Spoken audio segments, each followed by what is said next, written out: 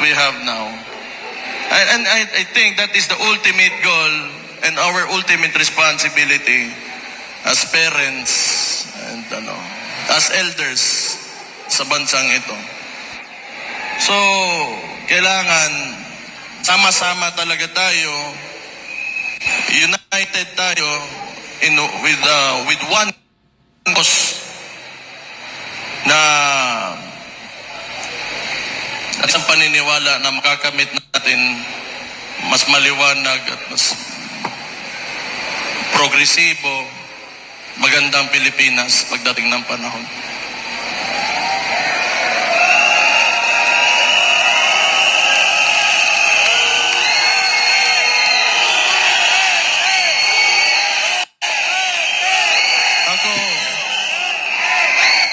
Nagkakaroon lang din ako ng pag-asa dahil nandyan din kayo. Hindi rin kayo, huwag kayo mawawalan ng pag-asa.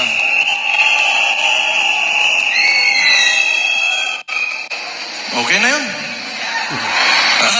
Tama na, marami pa magsasalita. Pero, you fight for your country.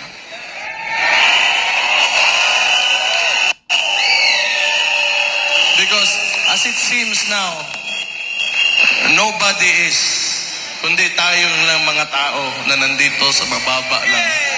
So we will fight for that. And no one, sa nakikita ko, sa politika ng Pilipinas ngayon, takot lahat, kayo lang yung maisog.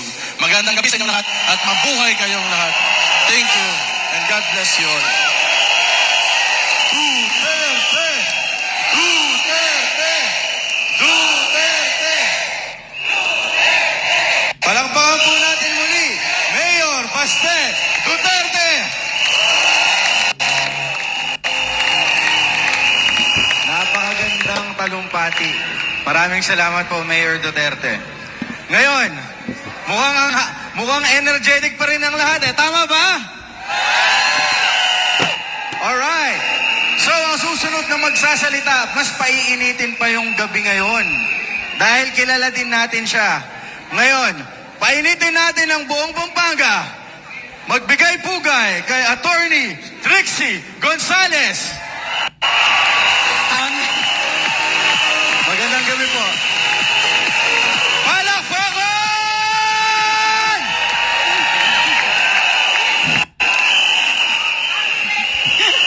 Trixie Angeles po pala. Sorry. Magandang gabi, Angeles!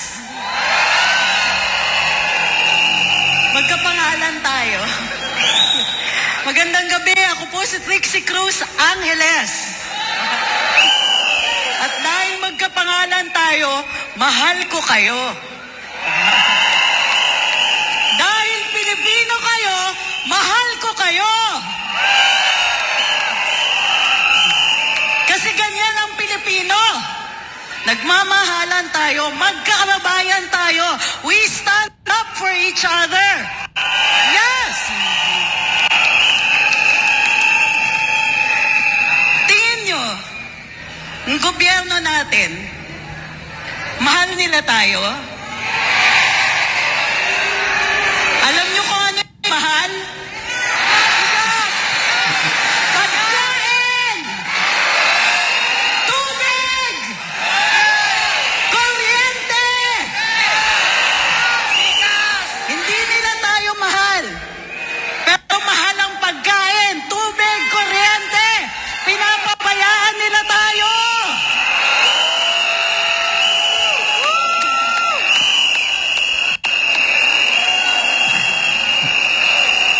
Meron pa silang love for all, ano?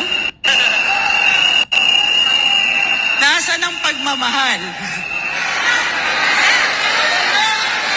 Alam nyo ba, sinasabi ng kanilang mga tagapagsalita, mahal naman daw ang pagkain sa buong mundo. Sabi ko, hindi. Nagmamahal lahat, totoo yun. Pero dito sa Pilipinas, ang kumikita sa pagkain, yung middleman, mga traders. Okay lang, kung maganda, maayos naman ang kabuhayan. Eto ang problema. Alam ng gobyerno natin kung ano ang problema, lalong-lalo na sa agrikultura. Hirap i-explain to, ha? Mura nila bibilin dun sa magsasaka. Mahal nila ibebenta sa atin. Sinong kumikita?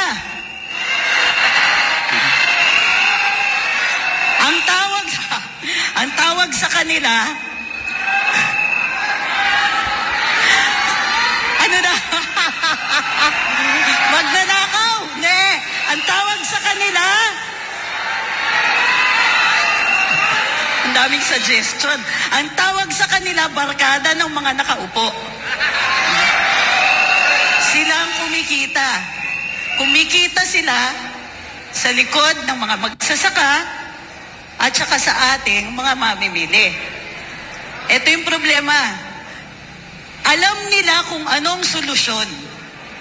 Alam nila kung anong kailangan gawin ng gobyerno para magmura ang pagkain.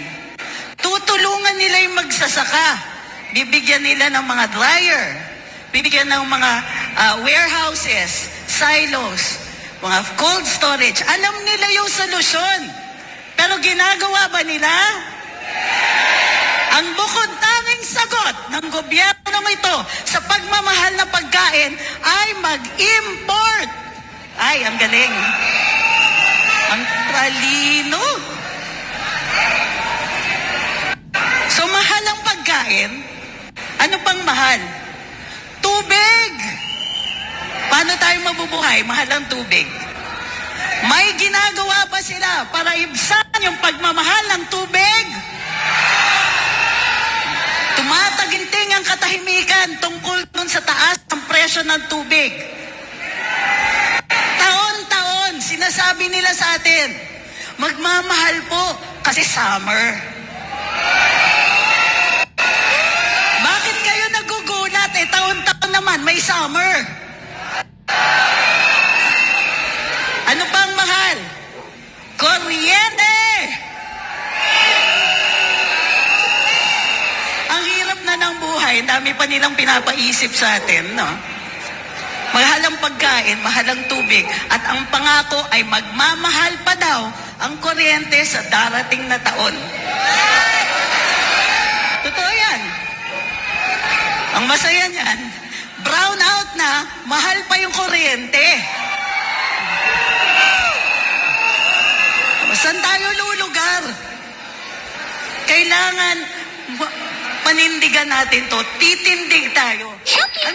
Ang daming binangako sa atin, di ba, nung kampanya? Mahal daw tayo. Pero nagmahal ang pagkain, tubig, kuryente.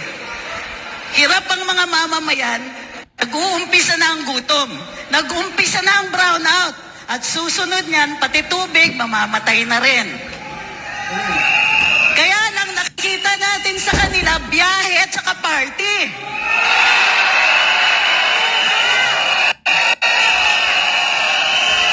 Huwag na nating tiisin ito. Ay, kailangan magsalita tayo, manindigan. Pakitaas nga po yung sign. Ano nakasulat dyan?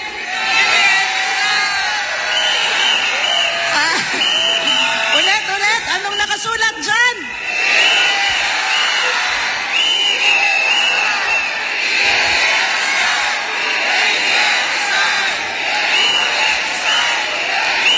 Simple lang yan. Sana, kung hindi nila kaya, at least makinig sila.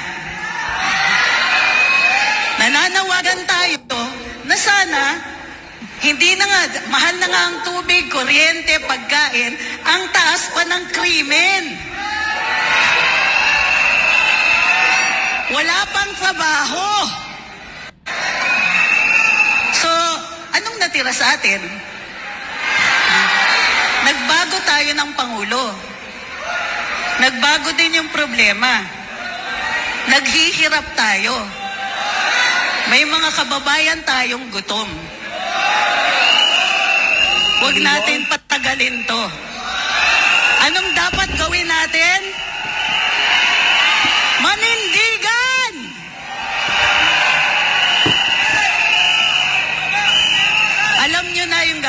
natin. Tayo po ang Pilipino. Di tayo pasusupil. Di tayo pwedeng pigilan magsalita. Di tayo pwedeng pigilan manindigan. Karapatan natin ipaalam sa kanila na tama na. Muli, huwag kakalimutan, kailangan aririnig ang boses ng bayan. Ang dami nating problema. Ang daming problema, ang sinire-reseta nila sa atin, concert. Buti sana kung kagalingan yung nagko-concert, So muli, ang hinihiling ko lang bilang isang tagapagsalita dito, kapitan natin yung galit natin. Kailangan tandaan natin kung ano yung ginagawa nila sa atin. Araw-araw, tayo yung nakakaramdam ng taas ng presyo. Pagkain, tubig, kuryente, araw-araw damang-dama natin. Araw-araw damang-dama natin yung kakulangan ng serbisyo. Araw-araw damang-dama natin yung krimen. Hindi tayo pwede manahimik. Kung kailangan, mag-social media, makipag-usap, ikwento sa mga kapitbahay, sa susunod na maisog, dalin natin sila. Magparami tayo, manindigan tayo. Maraming salamat, Angeles City! Thank you! Once again, Attorney Trixie Angeles. Palakpakan po natin ulit. O, selfie muna, selfie muna.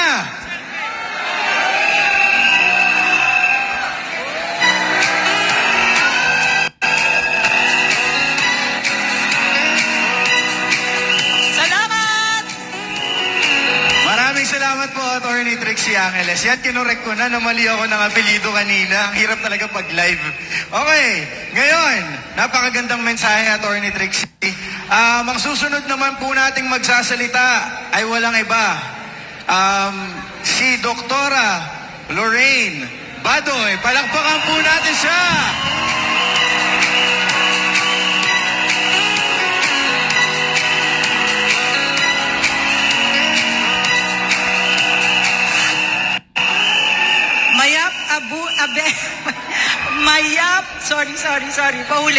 Paulit. Mayap abengi po kay kayungan kaluguran kong kabalen.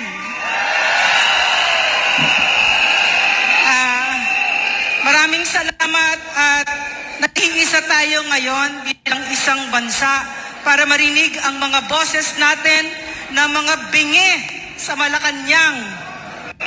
Noong ako ay nagtatrabaho bilang secretary kay President Rodrigo Roa Duterte, kapag kami ay kumakain, sasabihin ng ating Pangulo, dating Pangulo, ito lang ang ulam natin. Piniritong isda, meron tayong sabaw, meron tayong dessert, meron tayong prutas. Okay na yan. Kasi hindi natin pera yan. Pera ng taong bayan yan. Hindi niya sinabi yan isang beses o dalawang beses o tatlong beses. Araw-araw na ginawa ng Diyos dun sa 6 na taon na naglingkod ako nung siya ay presidente. Yan ang narinig namin. Ito ang itinuro ng aming Pangulo sa amin. 2 utos lang. Number 1, paulit-ulit ito. Number 1, huwag kayong magnakaw sa Pilipino.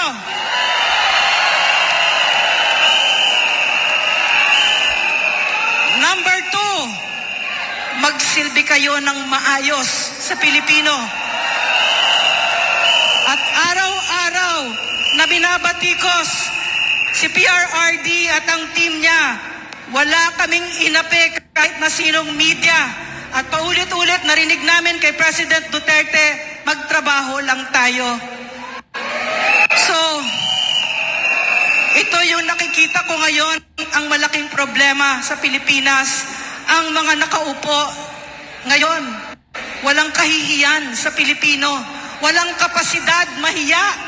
Harapan, garapalan kung magnakaw. At minsan, hindi ko naalala na meron kaming fireworks. Pero itong president na ito, ang kanyang first lady, na nagpapalakad ng ating gobyerno, na para bang sila ang may-ari ng Pilipinas, halos araw-araw napaparty na may fireworks.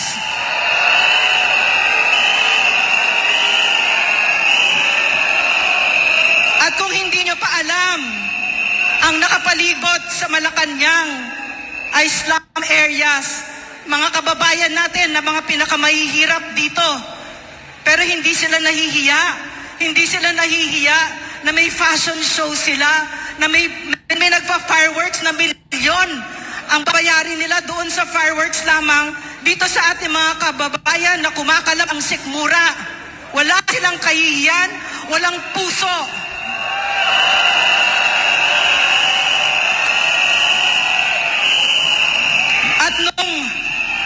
At nung kami ay nagtanong sa programa namin sa Speaker of the House na pinsang buo ng Pangulo na ito, totoo ba, Mr. Speaker, na 1.8 billion ang travel allowance ng opisina mo? Ano ang ginawa sa amin? We were illegally detained. Tinanggalan kami ng karapatan namin. Sa tanang buhay ko na walang nakakapagpigil sa akin magsalita ng malaya, dito ko lang naramdaman ang bakal na kamay ng isang abusadong diktador.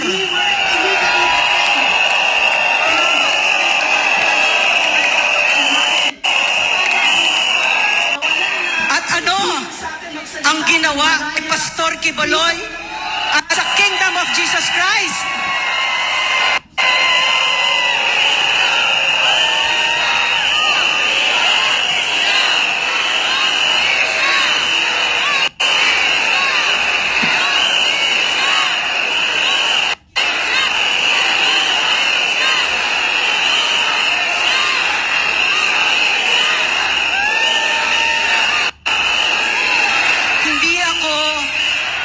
Hindi ako kasapi ng Kingdom of Jesus Christ. Pero humagulgol ako nung nakita ko yung video ng karahasan ng ating gobyerno.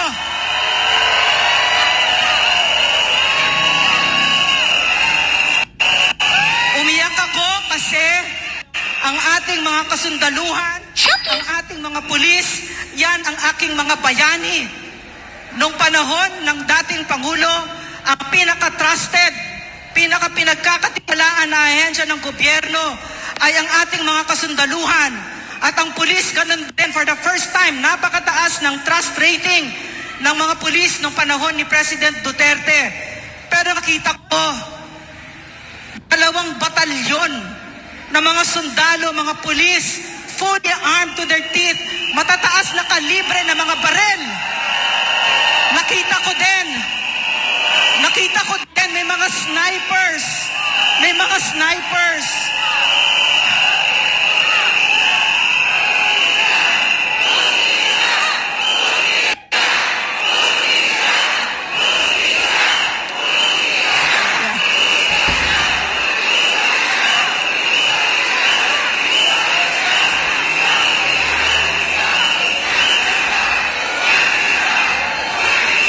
Nakita ko din ang mga snipers. Merong CIDG, may SWAT, may Special Action Force, may mga helicopter. Ano ang kaharap nila? Mga sibilyan, mga inosente, mga misyonaryo, mga church workers na walang kalaban-laban, mga bata.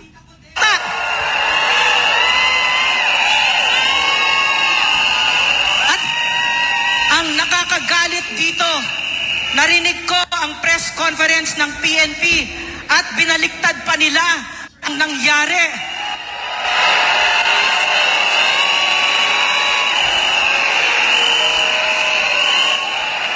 Ang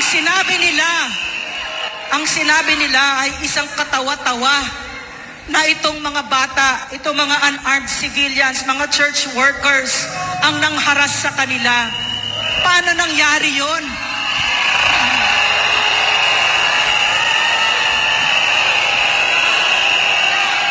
So, dito ko natutunan, napakahalaga ng leader. Nung panahon ni Pangulong Duterte, taas noo tayo bilang Pilipino. Pero itong Pangulo na ito, dinadala tayo sa bingit ng gera na wala siyang pakialam sa atin. Para saan, Mr. Marcos? Para saan, Mr. Marcos? Nasisirain mo ang Pilipinas. Para saan? Ang sabi nila, para sa pera na ninakaw ng pamilya nyo sa Pilipino. Kaya ninyo pinagtataksilan ang Pilipino. So, ang gusto nilang paniwalaan sa atin ay wala tayong laban. Wala tayong kapangyarihan. Nakalimutan na nitong mga lulong sa kapangyarihan at kung ano pa, sa droga daw, lulong din. No? Nakalimutan na nila kung sino ang nagbigay sa kapangyarihan nila. Ang taong bayan. At ako,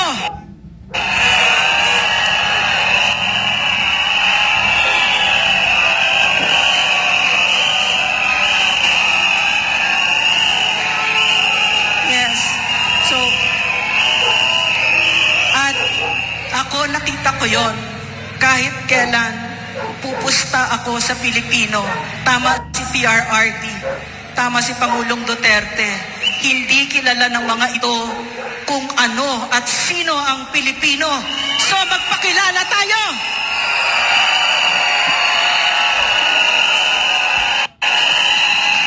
Maraming salamat, Doktora Lorraine Badoy. Palakpakan uli! Ang init! Ang init! Mas paiinitin pa natin ngayong gabi. Dahil ang susunod na magsasalita, kilalang kilala din natin to. Attorney Glenn Chong! Palakpakan! Thank you. Magandang gabi po sa inyong lahat. Sa mga hindi pa po nakakilala sa akin, natandaan nyo, nagrally po para kay Pastor Kibuloy doon sa Liwasang Bonifacio. Tapos, may isang nilalang na sumigaw doon na kung si Lisa Marcos ay nasa harap niya, sasampalin ko siya kaliwat kanan. Ako yun. Ako yun. Pinapakita ako sa mga pangyarihang pamilyang ito na hindi kayo ang may kapangyarihan, kundi ang katotohanan at ang taong bayan. Tayo yun. Bakit ko nga pala gustong sampalin si Lisa Marcos kaliwa at kanan? Kasi po, ganito. 6 na taon na kong nakipagtrabaho sa kanila, nagsilbi sa kanila, na wala silang binayad sa akin kahit piso. Tinulungan ko sila sa protesta nila laban kay Leni Robredo. Kasi naniwala akong dinaya si Marcos noong 2016. Nga pala, dati pa akong congressman sa lugar ko po, sa Biliran. Dinaya po ako ni Smartmatic, kaya naging mortal na kalaban ko si Smartmatic. 14 na taon kong kalaban si Smartmatic na hindi nyo man lang alam. Nakikipaglaban ako para sa malinis na halalan. Nagkataon, magkapareho kami ng istasyon noong panahon 2016. Pero, noong 2022, matapos mag-file si Marcos ng candidacy, Certificate of Candidacy, habang nangangampanya, inamin ni Lisa Marcos sa akin na magkakaroon siya ng meeting ng may-ari ng Smartmatic. Kailangan daw niya ng 2 technical na kasama. Pero, dinuro pa ako, but not you, because they hate you so much. Nung pa lang, nung punto na yun, alam ko na, pinenta na ako ni Lisa Marcos sa Smartmatic. Mandadaya sila. Oh. Kaya nga po, hindi ako takot na ibulgar ito sa inyo dahil totoo itong nangyari. Walang ibang nagsabi sa akin kundi si Lisa Araneta Marcos mismo. Admission niya yan. Personal knowledge ko yan na sinabi niya, magpupulong kami ng may-ari ng Smartmatic. Kailangan ko ng dalawang technical guys, but not you because they hate you so much. Anong gagawin nila? Magrosaryo? O magdasal? Siyempre, anong pag-uusapan na kailangan ng dalawang technical guys? Hindi pagbibilang ng boto, kundi paano manipulahin ang boto. Oh, ganito.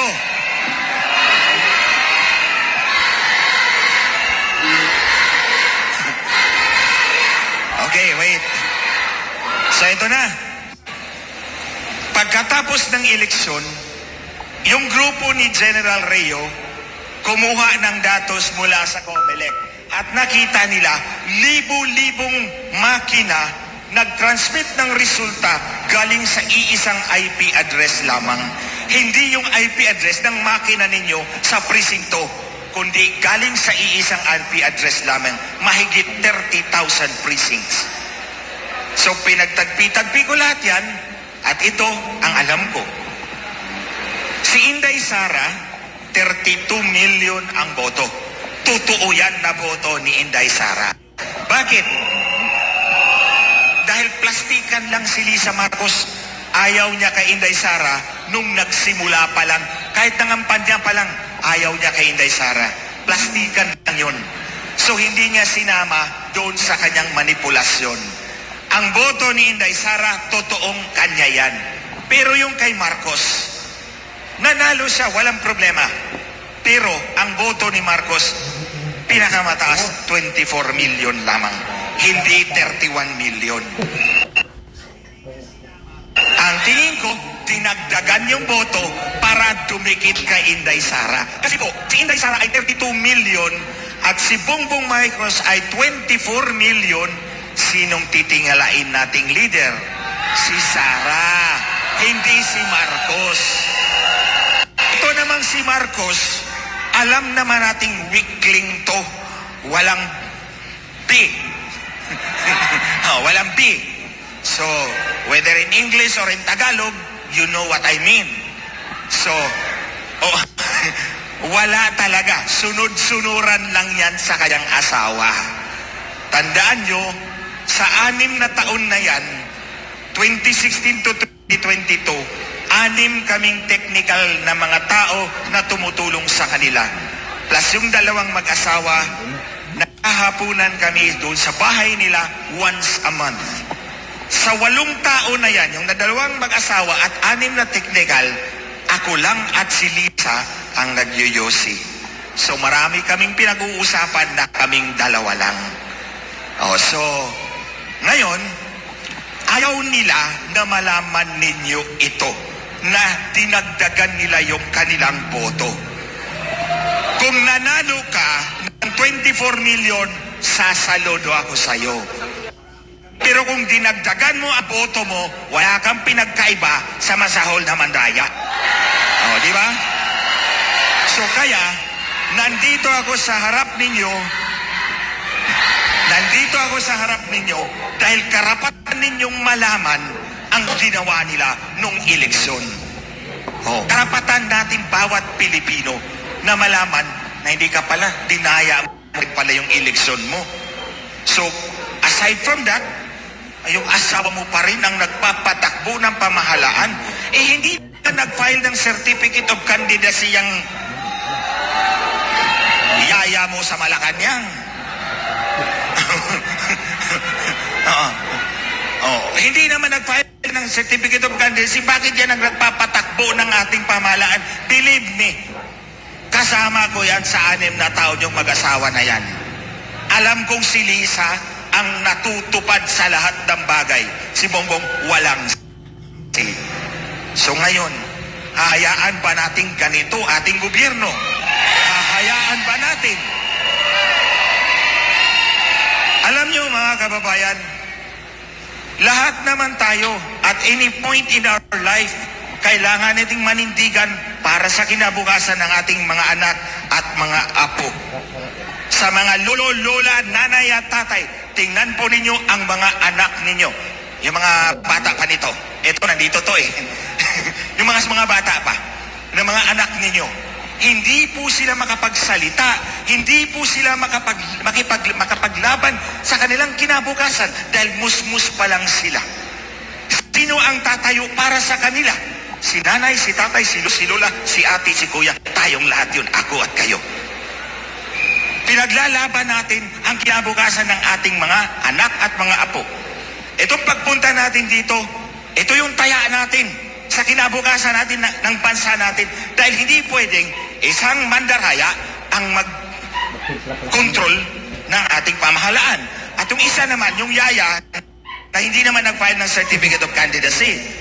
Alam nyo, ito yung panglimang maisog rally. Sa unang rally ng maisog sa Davao, pag uwi ko ng Maynila, kinasuhan ako para tanggalin yung lisensya ko bilang abogado. O, pinapadisbar ako, pinapatanggalan ako ng lisensya bilang abogado. Pagkatapos kong magsalita sa Cebu City, pagbalik ko, may pangalawang disbarment case ako. Pagpunta ko ng Tagum, sinabi ko bukas, pag uwi ko, may pangatlo akong disbarment. Totoo, pag uwi ko, meron na naman akong pangatlong disbarment. Nung sa Dumaguete, sabi ko, bukas pag uwi ko, meron na naman akong pang-apat.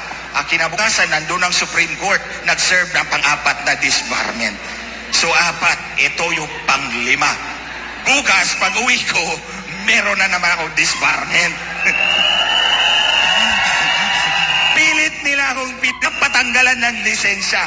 Pero sasabihin ko to sa iyo, Lisa Marcos, handa kong i-give up ang lisensya ko pagka-abogado if that is the price I will pay for the future of my country.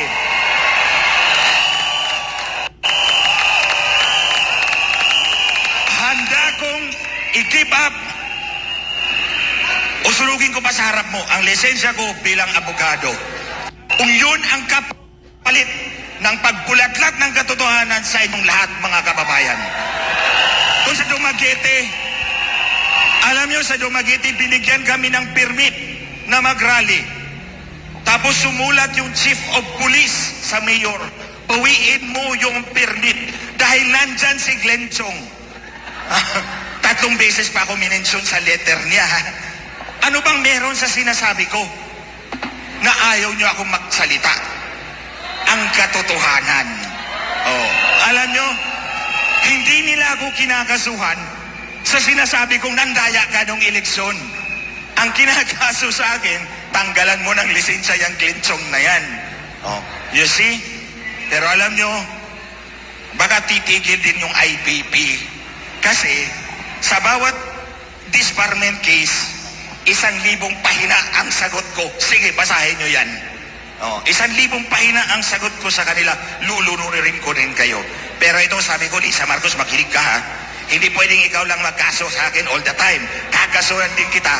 Dahil, eto pa mga kababayan, minanipula din niya ang Korte Suprema. Oh, alam na alam ko yun. Personal na knowledge ko yun. Tingnan ninyo itong babaeng ito. Tingnan nyo itong babaeng ito. Natalo na nga kayo ng 2016, minamaniobra mo pa yung Korte Suprema para mapaupo mo yung Bongbong Marcos mo, para makontrolar mo ang gobyerno. Yan si Lisa Marcos, mga kababayan. So, siguro mauubos na yung oras ko.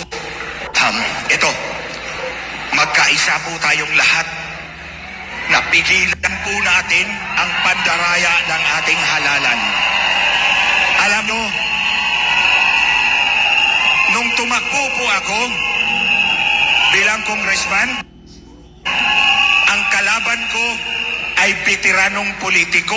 Lahat ng posisyon, gobernador, congressman, mayor, isang pamilya lang. Pero pagkatapos ng halalan, nanalo po ako. Dahil naniwala yung taong bayan sa akin. Mano-mano yung eleksyon na yon. Dahil mano-mano ang eleksyon, mano-mano din ang dayan. Pag mano-mano ang dayan, nakikita ng mata mo. Pag automated ang eleksyon, automated ang dayaan, kahit pa nakadilat ang apat ng mata, wala kang mahuhuli. Oh, kaya yan. So ito, pinapapat ko sa inyo. I pay the price, but that's a good investment para sa kinabukasan ng inyong anak, ng inyong mga apo. Di bali na ang lisensya ko. You can have it, Lisa Marcos. So mga kababayan, maraming salamat for coming here. Maraming salamat for taking a stand for the future of our country. Maraming salamat po. Maraming salamat po, Attorney Glenn Cho. Palakpakan po natin ulit siya. Napakaganda. Okay, konting public service announcement lang po. Yung may-ari po ng plakang CBK 5997, makikisuyo po, may lalabas po. CBK 5997, makikisuyo po. At yung kung sino man po ang may nawawalan ng ID, national ID, tinatawagan po natin si Brian De La Peña. Nandito po yung national ID nyo. Pakiklaim na lang po. Brian De La Peña. Maraming salamat po. Okay, so pero hindi pa nagtatapos dyan yung mga may init nating speakers. Meron pa rin tayong magsasalita. Handa na ba kayo sa susunod? Ang susunod, magbigay pugay, Attorney Vic Rodriguez! Palakpakan!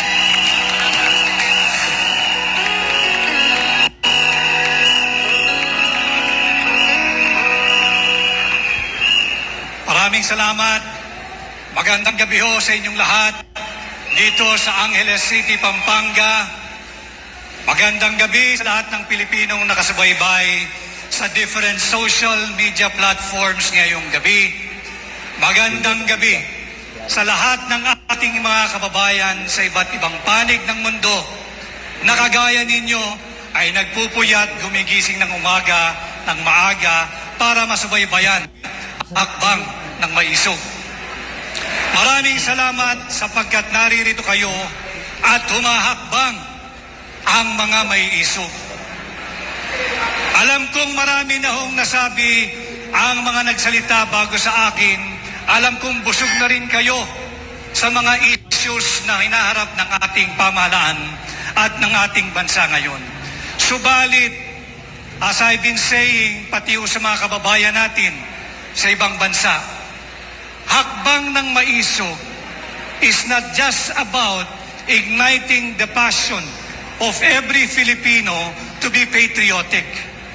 Hakbang ng maisog ay kinakailangan ipaabot namin sa inyo ang mga tunay na isyong kinakaharap ng ating bansa ngayon, because we believe in hakbang ng maisog that igniting your passion, igniting your patriotism without us informing you of the real issues at hand will be a great disservice. Kaya po ginagawa natin ang hakbang ng maisog hindi lamang dito sa loob ng Pilipinas, kung saan tayo ay pinipigilan magpahayag ng ating saloobin, kung saan tayo ay sinisikil na magpayapang magtipon-tipon. Kaya tayo ay nagpupunta na rin sa iba't ibang panig ng mundo kung saan may Pilipino. Ang hakbang ng maisog ay nananawagan sa ating pamahalaan ngayon sa isang pamunuan na may pag-aninaw, may pananagutan, may kapayapaan, at may seguridad. Simulan po natin doon sa pamahalaan at pamunuan na may pag-aninaw at may accountability. Ito po yung nababasa ninyong TAPS: transparency, accountability, peace, and security. Ngayong taong 2024, mahalagang malaman ninyo sapagkat pahirap ng pahirap ang buhay, parami ng parami ang nagugutom, at parami ng parami ang nahihirapan sa kanilang buhay sapagkat paliit ng paliit ang halaga ng piso.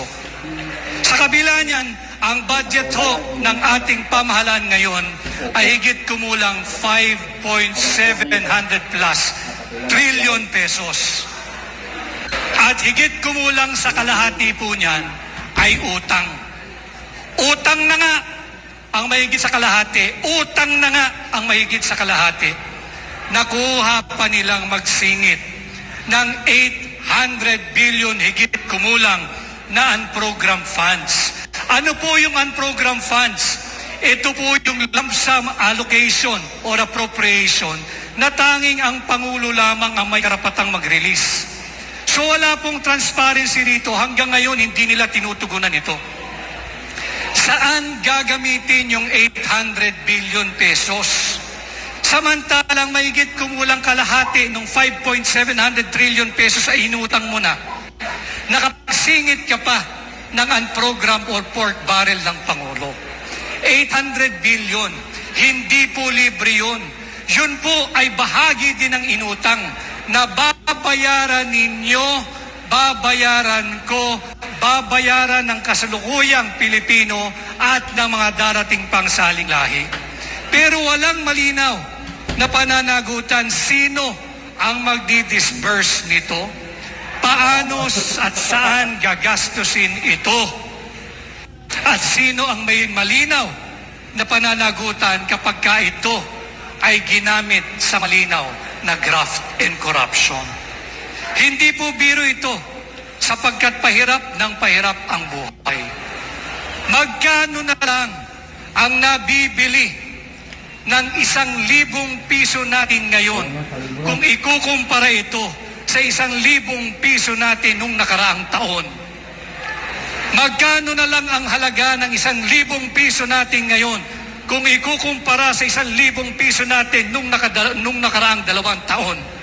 Ito ay hindi birong usapin sapagkat ito ay pera ng Pilipino na dapat ipaliwanag sa atin, ipaliwanag sa inyo paano ginagastos, sinong may pananagutan at bakit kinakailangan magkaroon ng pork barrel ang Pangulo. Tayo po ay nagtatrabaho day in, day out. Hindi tayo makapag-absent sapagkat kada absent ng ordinaryong Pilipinong kagaya natin, ang magiging kahulugan po noon, bawas ng 1 araw sa ating kikitain. Samantalang sila sa pamahalaan ngayon ay nagpapakasasa sa 800 billion unprogrammed funds. Sino ang may malinaw na pananagutan dito? Hindi po natin nalalaman sapagkat hindi nila sinasagot at pilit na itinatago sa ating mga mamamayan. Kaya pilit nilang pinipigil ang paghakbang ng maisog, pilit nilang sinusupil ang ating karapatang malayang makapagpahayag at payapang magtipon-tipon. Ang hakbang ng maisog ay hindi ho nananawagan ng pabagsakin ang gobyerno ni Pangulong Marcos. Ang pamahakbang ng maisog ay naniningil sapagkat nung tayo'y binoto natin siya, tayo'y umaasa sa isang pamunuan, sa isang leadership na merong transparency, accountability, peace, and security. Pag-usapan natin din ang transparency at accountability. Ang dami-daming investigasyong ginagawa sa Senado, sa Kongreso, subalit kapag ka ang tatamaan ay alyado nila, sadyang pinipigil at hindi tinutuloy ang investigasyon. Nasaan ang transparency at accountability? Pag-usapan natin yung investigasyon tungkol doon sa agricultural smuggling. Nabanggit yung pangalan ng taong malapit sa kanila, si Ginoong Michael Ma, nung chairman ng komite na dapat mag-iimbestiga. Ano ho ang nangyari sa investigasyon? Tinigil, hanggang ngayon nakatiwangwang, hanggang ngayon ay nakabinbin. Pero kapag ka hindi alyado, kagaya ng mayor ng Bamban, iimbestigahan kahit kung ano-anong issue na lang ang kanilang ibinabato. Hindi ko sinasabing walang kasalanan o walang pagkukulang yung mayor ng Bamban. Subalit sana yung kanilang sigasig yung kanilang kisig, yung kanilang gigil sa pag-iimbestiga sa hindi alyado, ganun din ang kanilang gigil sa pag-iimbestiga sa kanilang alyado. Nakita ko rin kanina si Ginoong Jonathan Morales. For the first time, nagkausap kami, nagkakilala kami ng personal. Hindi ba't mahalaga din na usapin yung PIDEA leaks at yung sinasabing biggest drug haul sa Batangas? Ano ang nangyari? Yung tao na siyang nagsimula ng investigasyon at voluntaryong sumulat sa komite sa Senado, siya pa ang kinulong. Nasaan ang hustisya dito?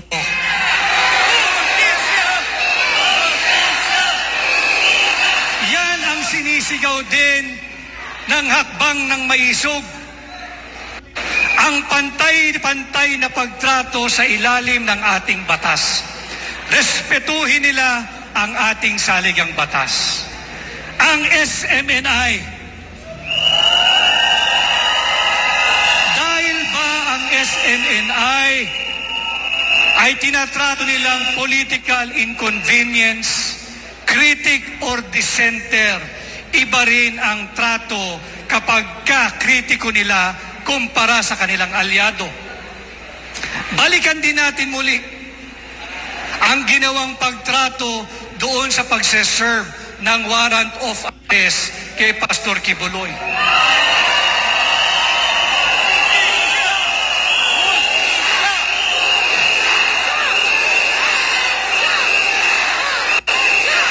Bilang Pilipino,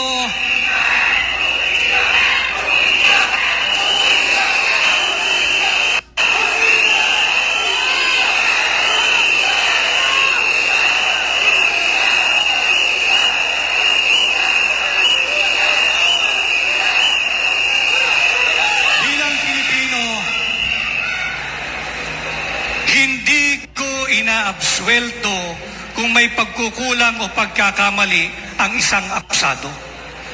Pero tingnan naman natin yung pagmamalabis sa pagseserve ng warrant of arrest.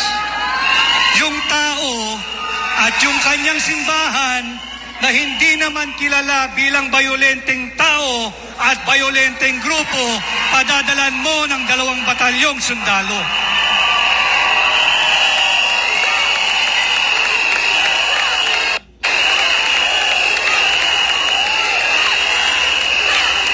Ito ay dahil siya at ang SMNI ay tinatrato nilang political inconvenience. Ito yung mga nagdadala ng totoong kaganapan sa ating bansa. Subalit hindi natin dapat hayaan ang ganitong malinaw na injustice na ginagawa sa isang Pilipino. Ngayon nga ho, na nariyan ang ating saligang batas, linalapastangan nila. Imagine ninyo ang buhay nating mga Pilipino kung paano magiging miserable pag hinayaan natin silang lapastanganin ang ating saligang batas.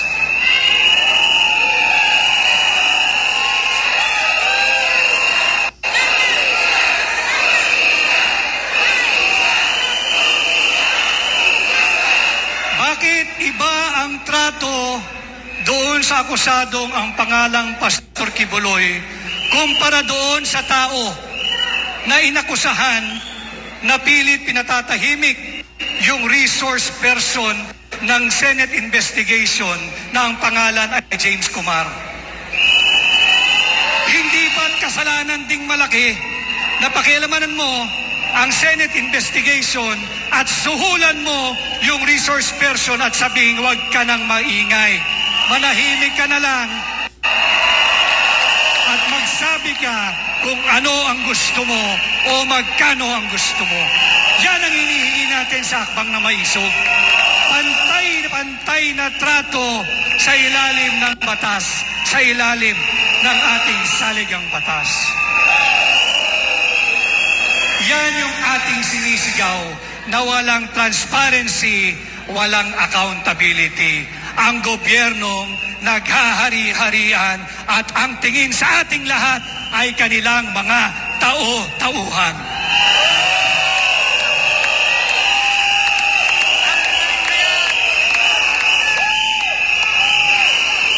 Tumungo po tayo sa usapin din ng kapayapaan at seguridad. Malinaw ho sa ating saligang batas, sa Article 2, Section Policy. Isinusuka ho natin ayon sa ating saligang batas. Ang pakikipagdigma, bawal na bawal po yan. Subalit ngayon ho, ang kasalukuyang administrasyon ay itinala na tayo sa bingit ng digmaan.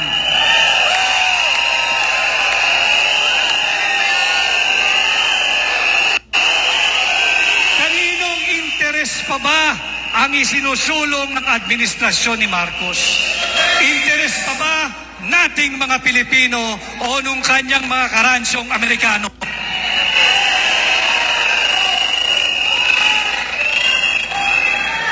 Wala ho tayong diferensya sa mga kaibigan nating Amerikano. Nakatulong sila, kasama natin, shoulder to shoulder, nakipagbakbakan, nagbuwis ng buhay, dumanak ang dugo ng Pilipino at Amerikano ng World War II. Subalit hindi po natin interes makipagdigma sa ating kapitbahay na higante at superpower na China. Hindi rin ho inosente ang China. Naririto rin yung ating mga mangingisda. Hindi rin sila inosente at hindi rin sila absuelto. Subalit, war is not an option for us. Hindi tayo mananalo. Hindi natin interes ang digmaan at malaking kasinungalingan na tayo ay susuportahan all the way ng Amerikano. Malaking kasinungalingan po yan. And these are issues, ladies and gentlemen, mga minamahal kong kababayan, na dapat nating pakakapantayan. Huwag nating hayaang pakialaman nila at patuloy na lapastanganin ang ating saligang batas. Huwag din tayong manahimik sapagkat sa ating pananahimik, sa gitna ng napakaraming pang-aabusong ginagawa ng abusadong administrasyong ito, ibig sabihin po niyan, ay nakikibahagi tayo at sumasang-ayon sa kanilang kalabisan, pang-aabuso at korupsyon.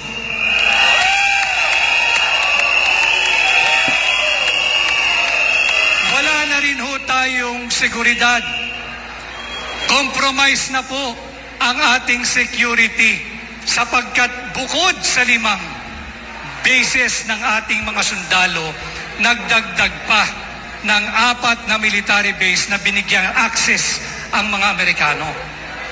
Bawal din po iyan sapagkat kung inyo pong matatandaan, noong 1990 ay sinipa ng gobyerno ng Pilipino sa ating Senado noon ang base militar ng Amerikano.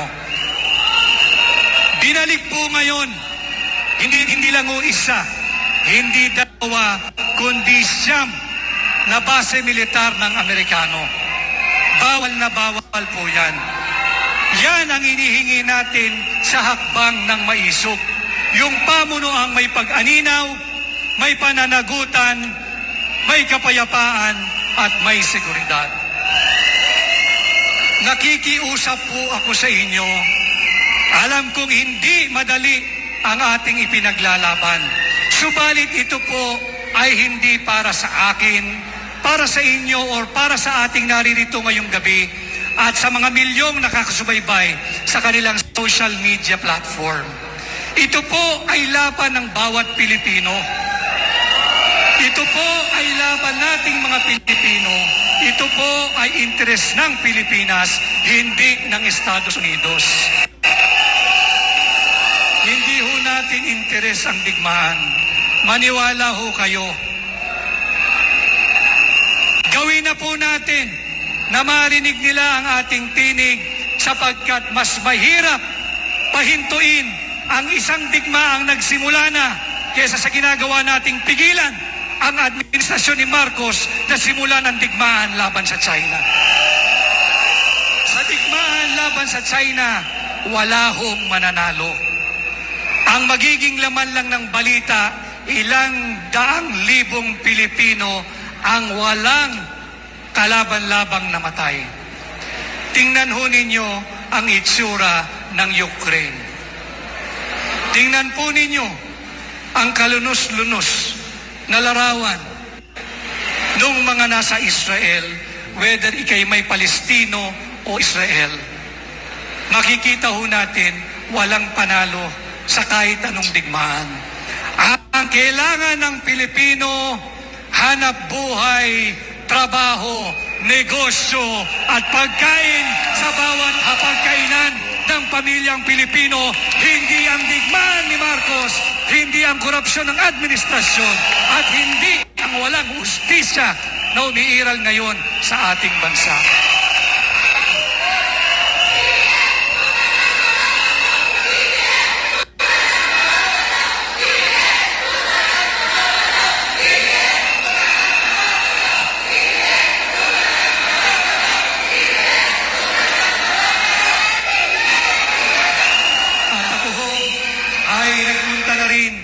Hinarap ko yung mga kababayan natin sa iba't ibang lugar. Hinarap ko po yung mga kababayan natin na namirmihan nagtatrabaho sa Hong Kong, Macau, mainland China.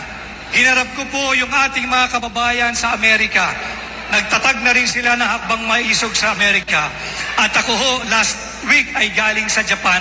Nagtatag na rin po sila ng hakbang ng maisog dito po sa Tokyo. Nais po nilang ipabot sa inyo ang taus-pusong pakikiisa nila sa hakbang ng maisog Pilipinas. Wala man ho sila rito kasama natin ng pisikal. Sila ho ay nakasubaybay kahit may different time zone, nagpupuyat, gumigising ng maaga para ho makasama tayo. Kaya wag po kayong masisiraan ng loob kahit tayo'y pinipigilan. Tuloy ang hakbang ng maisog at tayo ay parami ng parami ng parami.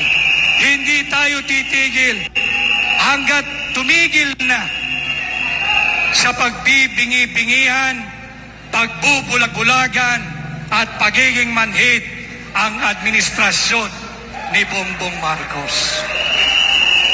Yan po ang iiwan ko sa inyo. Huwag ho kayong mapagod sa pagmamahal at pagmamalasakit sa Pilipinas. Huwag ho kayong mapapagod makipaglaban at makibaka. Huwag ho kayong mapagod sa pagmamahal at pagmamalasakit sa ating mga kapwa Pilipino. Mabuhay ang hakbang ng maisog, mabuhay ang Pilipinas, mabuhay tayong mga Pilipino. Maraming salamat at magandang gabi ho sa ating lahat. Maraming salamat po, Atty. Vic Rodriguez. Isang bagsak para sa Pilipinas! Okay, so ang susunod naman pong tao, pag nakita natin to, alam nyo na siguro kung sino yung susunod sa kanya. Diba?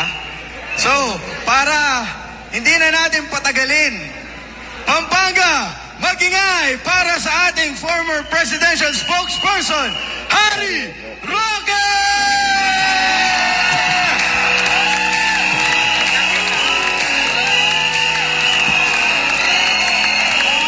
Handa na ba kayo?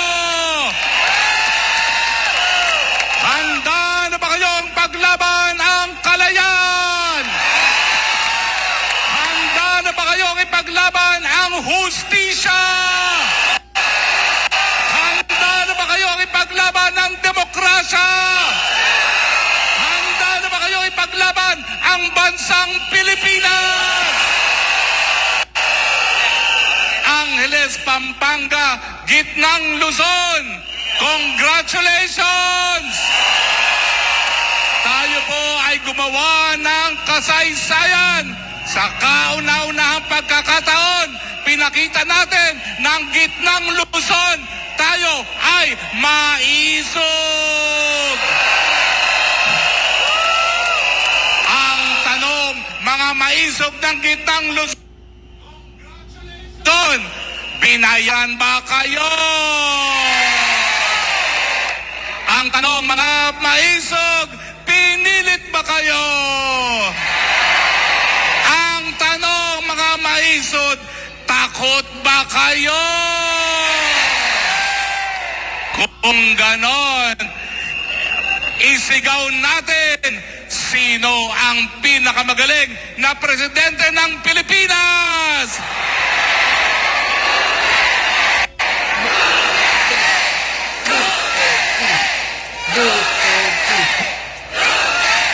Isigaw ninyo, sinong gusto nyong mamuno sa Pilipinas?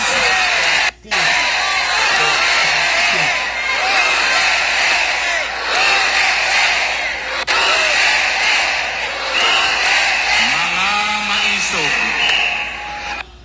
ako po'y tagakit ng Luzon. Pero ako po, hihingi po ako ng tawad sa inyo. Dahil ako po, umakyat sa entablado ng akala ko na babaguhin at gagawing malinis ang kanyang pangalan. Pero ako po, gaya ninyo, gaya ng 31 Pilipino na budol. Sino pa ba ho ang nabudol? Ang akala ko, yung kanyang pangako na kaisa-isa, dalawa pa lang pangako niya. Yung unang pangako, pagkakaisa, wala pang 2 panahon, linabanan na, tinarget ang VP Sara. Bakit mo ginawa yon? Kung si VP Sara tumakbo ng presidente, hindi ka presidente ngayon. Nasaan ang iyong utang na loob?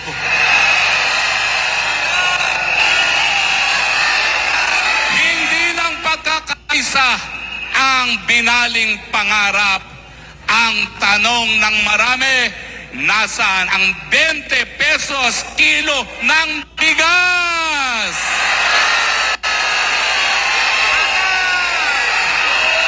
Ang sabi mo, pangangalagaan mo mga magsasaka. Pues, bakit mo hinayaang mamatay sila? Dahil import and smuggling. Ang sabi mo, sisiguraduhin mo na magkaroon ng katuparan ng pangarap ng mga Pilipino na mas mataas na antas ng kabuhayan. Bakit ngayon ang pagkagutom pinakamatindi sa gobyerno ng adiktador Marcos Jr.?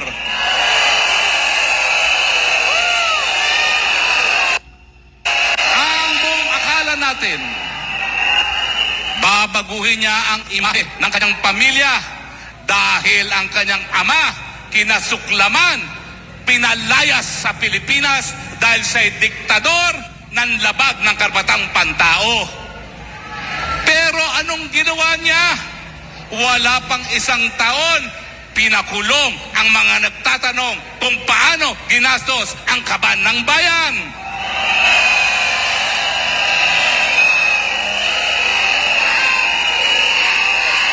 Halos 1 taon pa lamang. Anong ginawa? Tinanggalan ng prangkisa ang SMNI.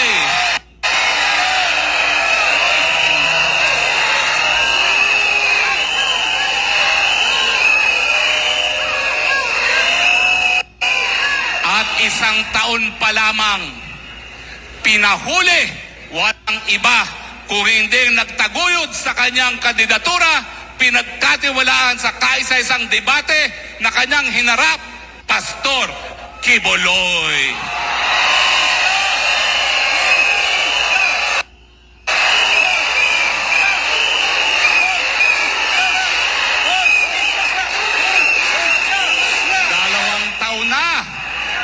nakaluklok sa pwesto, anong ginawa sa Pilipinas? Napakataas na presyong bilihin, napakababang sahod, at kulang na mga trabaho. Pero hindi lang po yan ang pinakamasamang nangyari. Ngayon po, hindi lang tayo gutom. Ngayon po, kinakaladkad pa tayo sa gera na wala pong mabubuhay.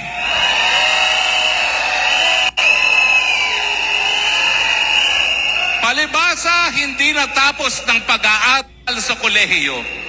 Hindi niya alam ng bansang China, never nating naging kaaway.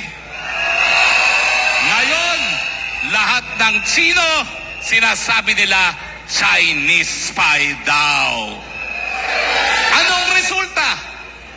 Simula pa lang ng ginawa niyang demonyo mga Chino, ang saging ng mga taga Davao, kalahati na lang ang inaangkat ng China, at ngayon, ang pinakamalaki nagsusupply ng saging ay ang bansang Vietnam.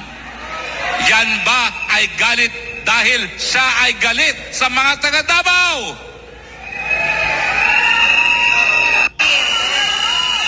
Bakit pinaglalaban ang transparency?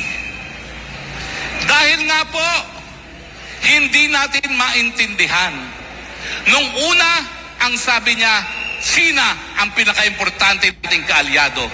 Ngayon, ang sabi niya, China ay kalaban. Kinakailangan payagan ng mga Amerikanong gamitin ang ating mga base militar. At ngayon, mga kaibigan, mga taga-Central Luzon, meron po tayong banta dahil pinalagan niyang mga Amerikano mag-deploy ng mid-range missile launchers na naging dahilan kung bakit kamuntik nang magkaroon ng nuclear war sa panig ng Russia at ng Amerika. Bakit kinakailangan ng transparency?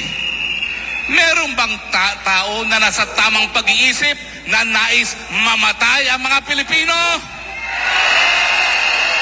Meron bang nasa tamang pag-iisip na nais na magunaw ang bansang Pilipinas sa gera na wala naman tayong interes?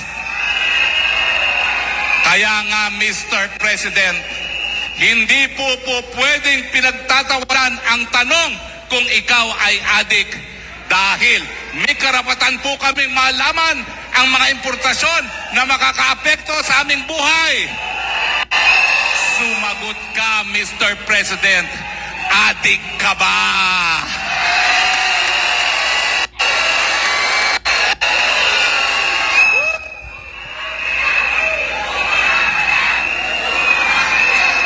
Tinatakot nila tayo dahil tayo daw ay destabilizers. Destabilizers ba kayo? Ang nais namin sa demokrasya, taong bayan ng soberenya, at kapag ikaw ay palpak, mauulit ang nangyari sa iyong ama, aalisin ka sa pwesto.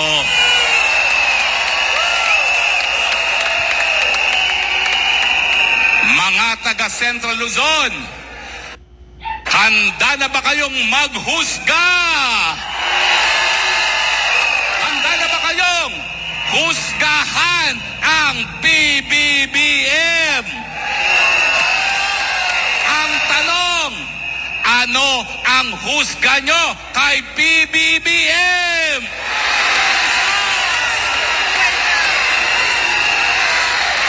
Hindi na kayo naririnig. Mahina dito. Dito. Naririnig mo ba yan, PBBM? Naghusga na ang mga taga-gitnang Luzon. Ang panawagan ay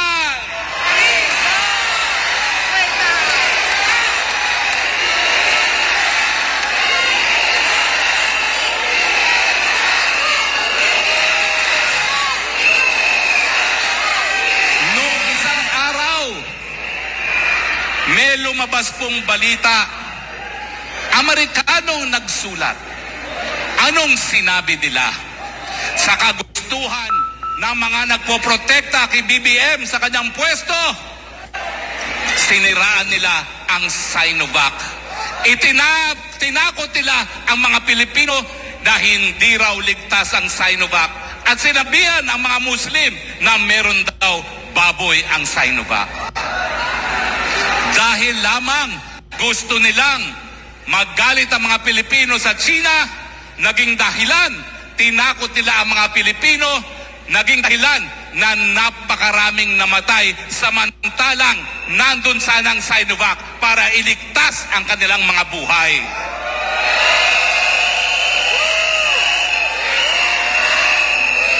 Ang tanong, ang best friend ni PBBM, mga Amerikano, gawain ba ng kaibigan na tatakutin ang mga Pilipino dahilan na sila ay mamatay? Ang tanong, gawain ba ng kaibigan na nais mamatay ang mga Pilipino sa isang gera na wala namang interes ang mga Pilipino? Kaya muli, mga kapwa taga Gitnang Luzon, ano ang husga kay BBM?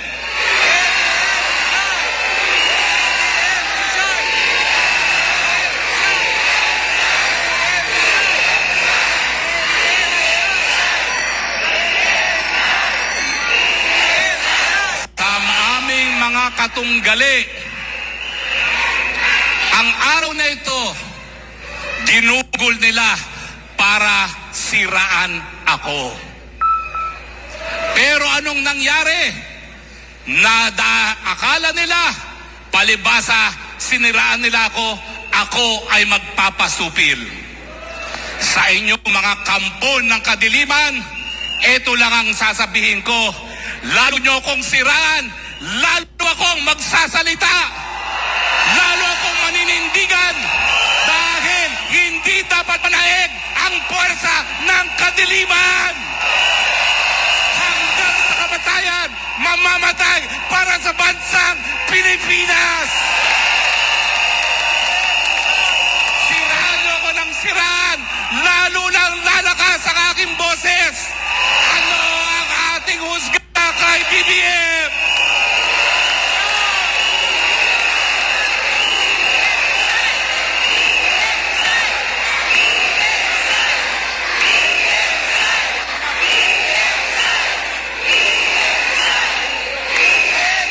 Anong sigaw natin para kay Pastor Kibuloy?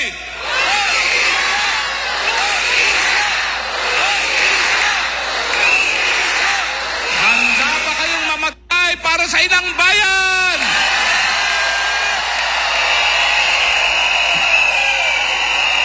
Manunumpa ba kayo at aawit ba kayo ng bagong Pilipinas?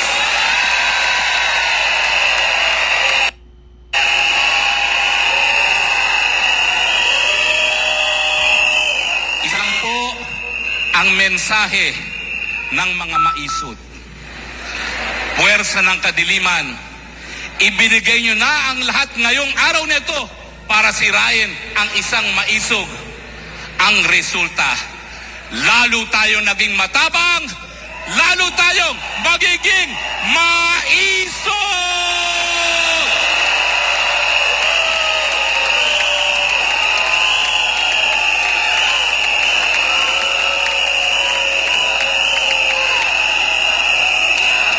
Magpapasalamat lang po ako sa inyong lahat dahil ang presensya nyo ngayon nagpapakita na hindi tayo papayag na mawala muli ang kalayaan at demokrasya sa Pilipinas.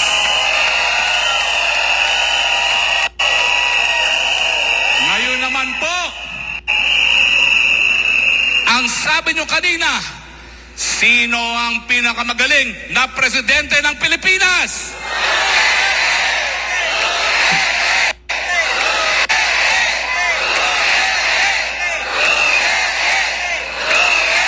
Mga kaibigan, karangalan ko po na ipakita ang mensahe ng ating mahal, Rodrigo Roa Duterte!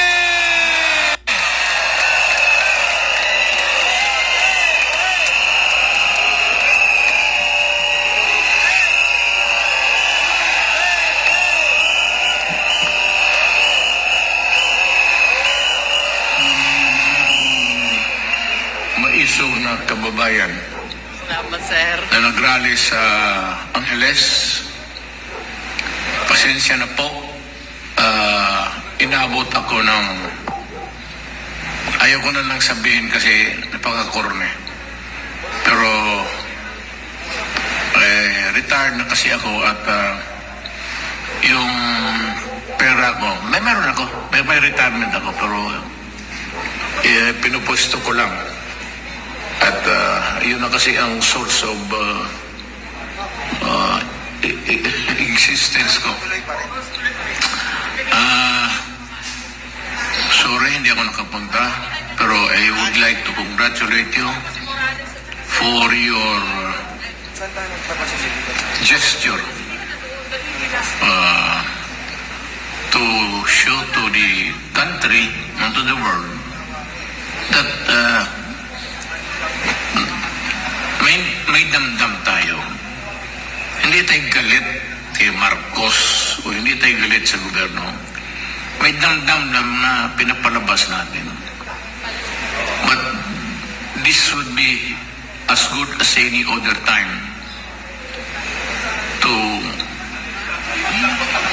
tell the president, the military, the police and all na hindi kami yung subversive na gusto namin tumbahin ang gobyerno, paalisin si Marcos. We just want reforms that yung nanirinig nyo sa grupo ng mga maisog at yung mga Pilipino na ayaw ng gulo pero gustong may pagbabago. Off po natin yung... Yan lang naman po. At congratulations sa inyo. Yan lang ang habol natin. At yan lang ang hamon ko sa gobyerno. Wala ng iba. Walang interesado patalsigin si Marcos. Walang interesado sa gobyerno na patumbahin mo. Ogo yan, kay dumaan ako ng presidente, pati ng gobyerno ko ito. So, para just to erase doubts. But, we will ask that we will be heard from time to time so that government would know what the sentiments of the people are and whether the sentiments or not totoo man o hindi, makinig lang kayo. Total kung mali, hindi sabihin ninyo, pag mali, wala naman kami magawa. Sabihin niyo tama, wala rin kami magawa. Just the right to be heard. Yan ang importante sa Constitution. The right to be heard. Period. Maraming salamat. Mga kababayan, pwede ba hong lahat tayo ay tumayo at sabay-sabay nating awitin ang bayan ko ni Gat Andres ang bayan ko. Matapos po niyan, papatayin po natin ang ilaw. Bubuksan natin ang ating mga telepono. Magsilbing ilaw sa panahon ng kadiliman. Yan po ang maisog. Tinatawag ko po ngayon ang maisog, ang ating hinahangaan, Agent Jonathan Morales! Saludo kami, Agent Jonathan Morales. Inspirasyon ka para lahat tayo ay maging maisog. Tinatawag ko po ang lahat ng kasama natin, kasama si Vivian Velez ng Marcos Resign Movement. Nandyan po si Atty. Glenn Chong, Atty. Vit Rodriguez, ang ating Bishop Edwin. At nasabay-sabay po tayong umawit ng bayan ko sa isang pamamaraan na makakarating ang mensahe, hindi kami papayag masupil muli dahil mahal namin ang bayang Pilipinas.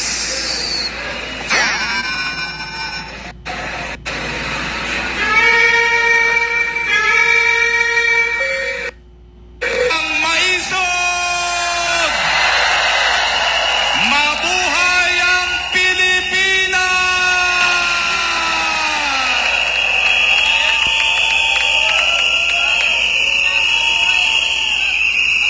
Maraming salamat po. Magandang gabi po sa inyo. Central Luzon, darating po kami at papatunayan natin ang gitnang Luzon ay lupa ng maisog. Magandang gabi po!